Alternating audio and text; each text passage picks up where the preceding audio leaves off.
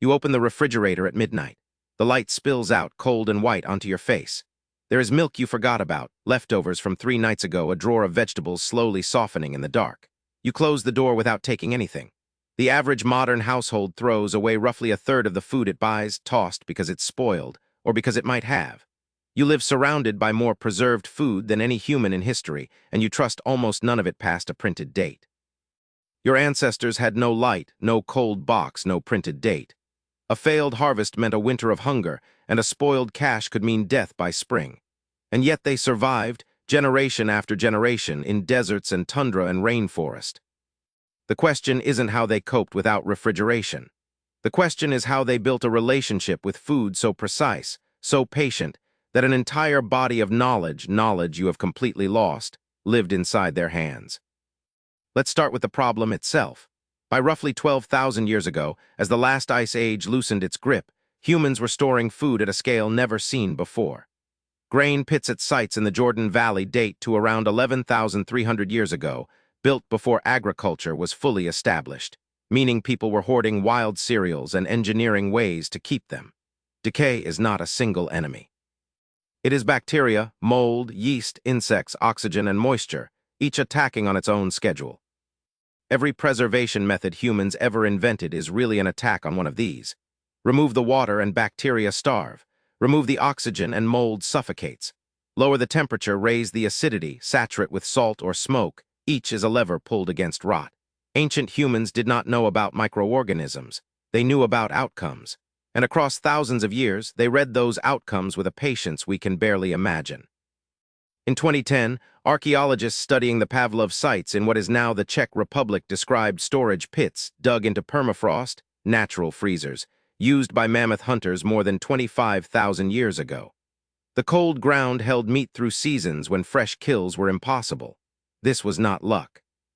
It was sighting, choosing where to dig, how deep, which slope held the chill longest. Researchers studying Arctic and subarctic peoples have documented the same logic carried into recent history. Ice cellars cut into permafrost, used by Inupiat communities in Alaska for storing whale and seal meat across the year. The principle is the one in your kitchen right now. Cold slows the chemistry of decay.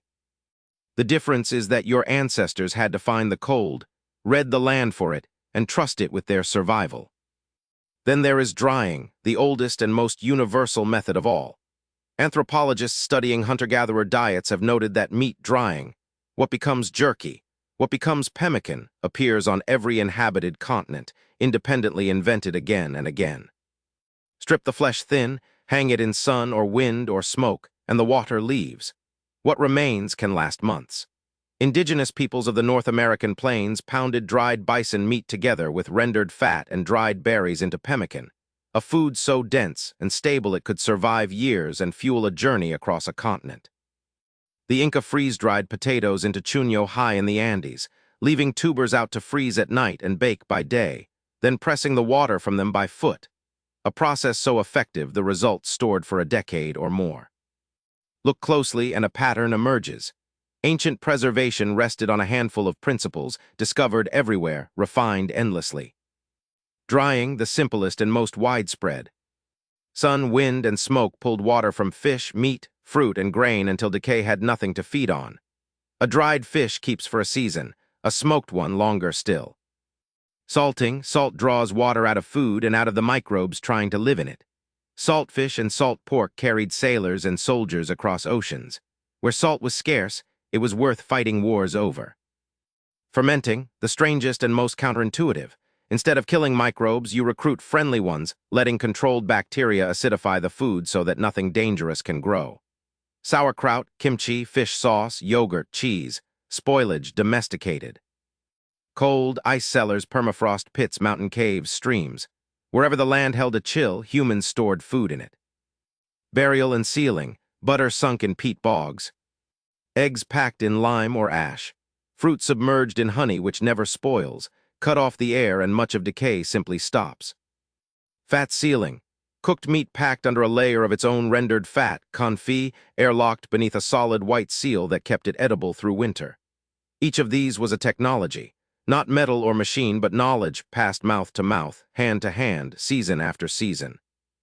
And then it began to disappear. The icebox took the salting. The refrigerator took the cold cellar. The freezer took the drying rack. The supermarket took the root cellar, the smokehouse, the fermentation crock standing in the corner of the kitchen.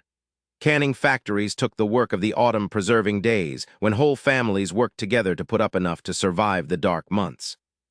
Printed expiration dates took the judgment, the smell, the touch, the look that told a person whether food was still good. Refrigeration took the seasons themselves until strawberries in winter felt ordinary and nothing tasted of the time it came from. Convenience took the knowledge, and the knowledge took with it a kind of relationship between a person and the food that kept them alive, that had lasted 100,000 years. So what do we do with this? Not abandon the refrigerator. It has saved countless lives and freed billions of hours. But notice what the cold box made invisible. The revival of fermentation in modern kitchens, the return of home pickling and bread starters and dry aging is more than a hobby. Researchers studying the gut microbiome have found that traditionally fermented foods feed the bacterial communities living inside us, communities shaped over the same 100,000 years that humans spent fermenting and drying and salting. The food your ancestors preserved was not just stored calories. It was alive in a way modern shelf-stable food is not, and your body, it turns out, was built expecting it. So tonight, when you open that cold white door and feel the chill on your face, understand what you are looking at. Your ancestors stood where you stand, surveying what they had, calculating what would last, deciding what would carry them to spring. But they did it with their hands and their senses and 1,000 generations of inherited knowledge, not a machine and a printed date. They knew their food the way you know a face. They could read rot before it arrived and coax life out of decay. You have a box that does the remembering for you. They had to remember everything. And somewhere in the quiet hum of that refrigerator is the silence of all the knowledge that hum replaced.